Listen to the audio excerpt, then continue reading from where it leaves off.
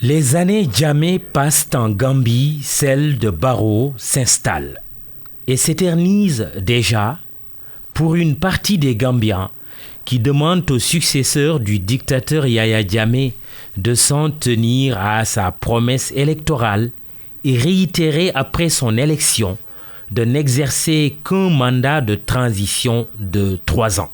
Les partisans du président Adama Barrow ne l'entendent pas de cette oreille. Barrow for 5 years.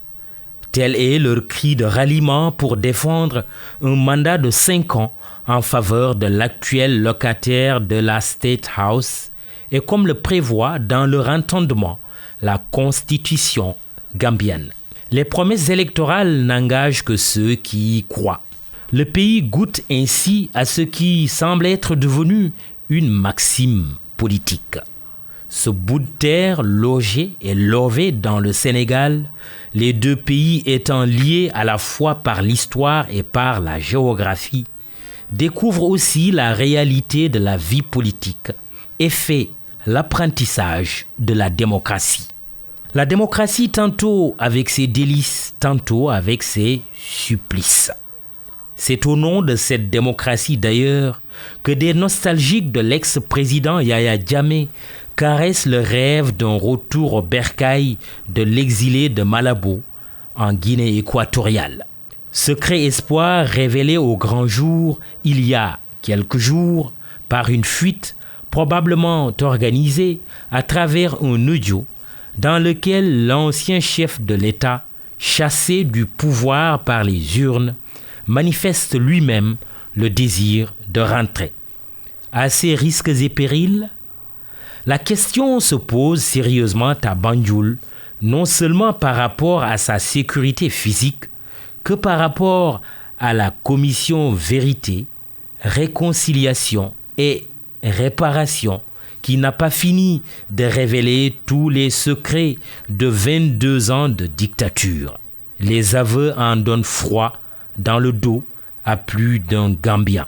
Mis au banc des accusés, l'ex-homme fort de Banjul et ses junglers répondront peut-être un jour de leurs nombreux forfaits, exécutions sommaires, enlèvements, trafic de toutes sortes, viols.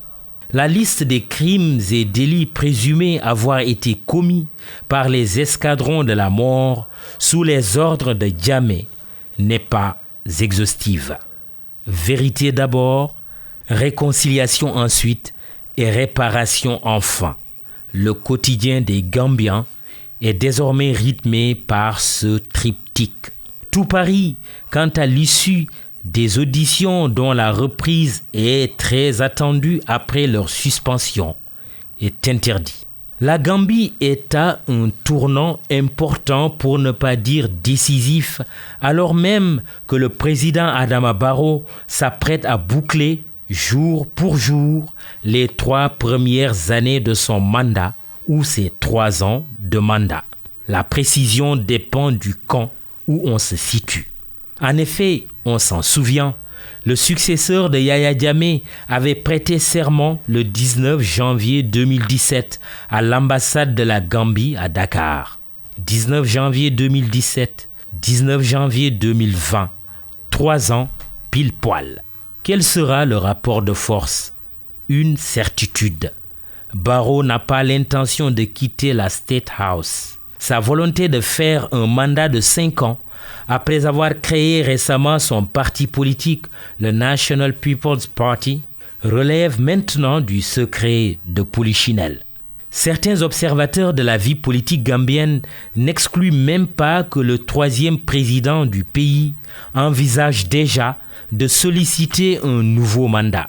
Le puzzle démocratique gambien ainsi planté, le pays qui a pour seul voisin frontalier le Sénégal fait face à des défis majeurs.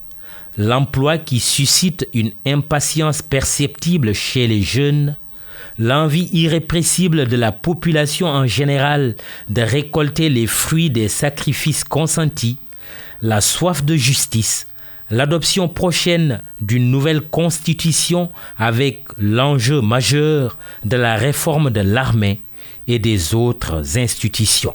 Parmi les défis, l'organisation du sommet de l'OCI en 2022 n'en est pas moins négligeable, après le coup de tonnerre de l'inaptitude constatée du pays d'accueillir en 2019 la Oumma islamique sous la houlette d'un dynamique comité d'organisation déjà à pied d'œuvre et soucieux d'honorer le grand rendez-vous en terre gambienne des têtes couronnées du monde musulman.